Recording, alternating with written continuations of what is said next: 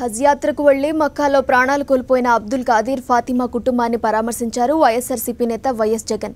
పవిత్ర మక్కా యాత్రకు వెళ్లి క్రేన్ కూలటంతో ఖాదీర్ దంపతులు ప్రాణాలు కోల్పోయారు. దీంతో వీరి పిల్లలు అనాథలయ్యారు.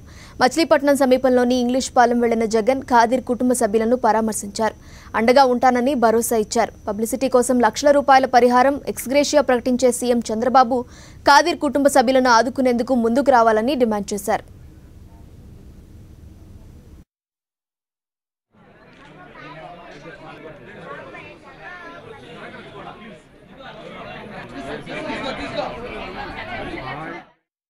పుణ్యం కోసం అని చెప్పి మక్కాకు వెళ్ళినప్పుడు అక్కడ క్రేన్ పడింది.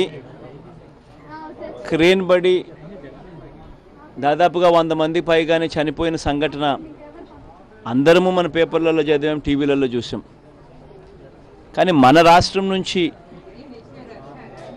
ఒక అమ్మ నాన్న ఈ పిల్లలకు ఇద్దరు చిన్న పిల్లలు ఇద్దరు చనిపోయారు. ఈ కుటుంబం నుంచి మదరు అమ్మ నాన్న ఇద్దరు చనిపోయిన పరిస్థితి.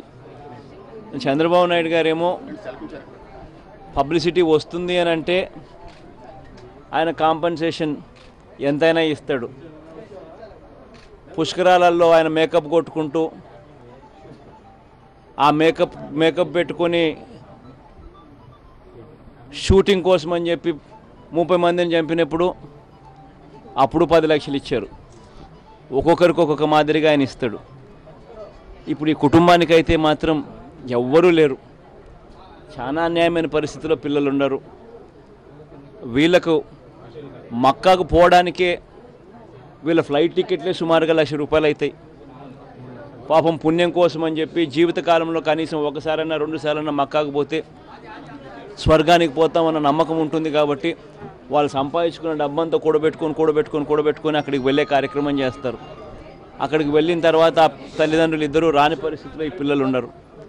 వీళ్ళిద్దరికీ ఖచ్చితంగా ప్రభుత్వం స్పందించాలి. గట్టిగా ఈ ప్రభుత్వాన్ని గట్టిగా అడుగుతూ ఉన్నాం. కనీసం అంటే ఇద్దరికీ తలా ₹10,00,000 చొప్పున ₹20,00,000 ఖచ్చితంగా ఈ కుటుంబాలకు ఇవ్వాలి. ఇచ్చి ఈ పిల్లలకు తోడుగా ఉండే కార్యక్రమం ఖచ్చితంగా చేయాలి. చంద్రబాబు నాయుడు గట్టిగా ఇది డిమాండ్ చేస్తూ ఉన్నాం మేము.